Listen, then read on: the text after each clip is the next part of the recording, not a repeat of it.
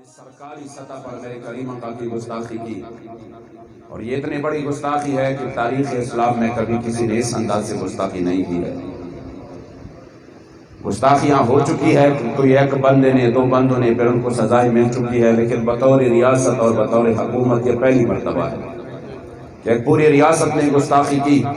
اور جب یہ گستاخی ہو گئی تو حضور امیر المجاہدین تڑپ اٹھے۔ آپ نے فرمایا یہ کیسے ہو سکتا ہے، 57-58 اسلامی ممالک ہو،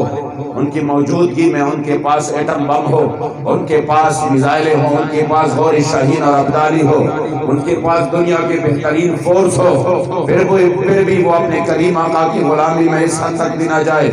کہ ان کو ریاستی سطح پر جواب دے۔ تو آپ نے الٹیمیٹم دیا 1 مہینے کا، جب وہ مکمل ہو گیا تو آپ نے 15 نومبر کو میدان فیض آباد میں نکلنے کا جو کال دے دیا، قوم اس پر الحمدللہ نکل آیا۔ اور جب اس قوم کے جذبات کے سامنے حکومت نے گھٹنے ٹیک دیے، اور وہ رات جو 15 نومبر کی غضب کی جو رات تھی، جو اوپر سے بارش برس رہی تھی اور سردی بھی ایک عجیب عالم، اور پھر اسی وقت جب لوگ سارے پیادل کہاں سے آئے تھے، لیکن خدا کی قسم حضور کے غلاموں نے جو مثال قائم کیا ہے، قیامت تک یہ ہماری نسلیں بھی یاد رکھیں۔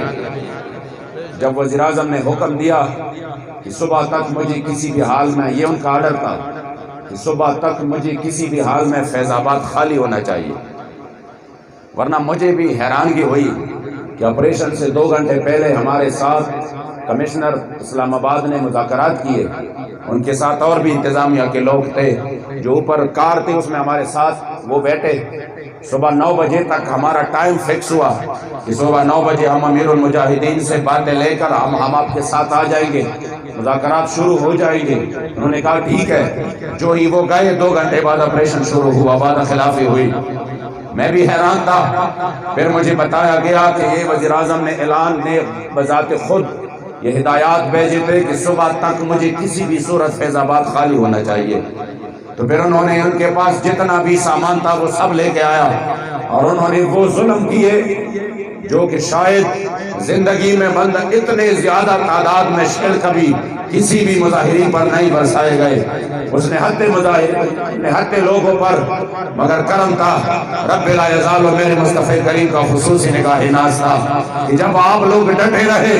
تو صبح کو انہوں نے کہا ٹھیک ہے ہم مذاکرات کرتے ہیں، اور 3 مہینے کا ٹائم لے لیا کہ ہم یہ بات پارلیمنٹ میں لے کے جائیں گے۔ جب وہ ٹائم گزر رہا تھا، 6 نمبر ہمارے امیر محترم نے ان کو وہ وعدہ یاد دلایا کہ ہمیں وہ وعدہ یاد ہے۔ تب ان کو فکر لاحق ہوئی کہ یہ تو ان کو وعدہ یاد ہے، ہم تو بول چکے ہیں۔ تو انہوں نے پھر سے مذاکرات کا آغاز کر دیا، لیکن خدا کی قسم یہ مسئلہ اتنا چھوٹا نہیں تھا۔ یہ مسئلہ بہت وہ کائنات کا سب سے حساس ترین مسئلہ تھا، جس کی وجہ سے حضور امیر المجاہدین وہ صدمہ برداشت نہ کر کے دنیا سے رحلت فرما گئے۔ آپ کے صاحبزادہ صاحب فرماتے ہیں کہ آپ روتے تھے رات کو،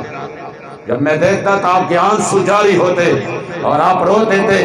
اور رونا صرف اسی بات کا تھا کہ ہائے کاش ہم کس منہ سے حضور کے سامنے جائیں گے۔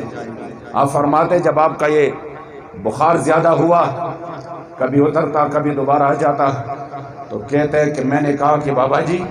ایسے کرتے ہیں نا کہ میں طریقے سے چپکے سے انتظام کرا کے مدینہ شریف کا ٹکٹ لے کے حضور کے سامنے آپ اپنے حال دل سنائیں، ادھر چلتے ہیں۔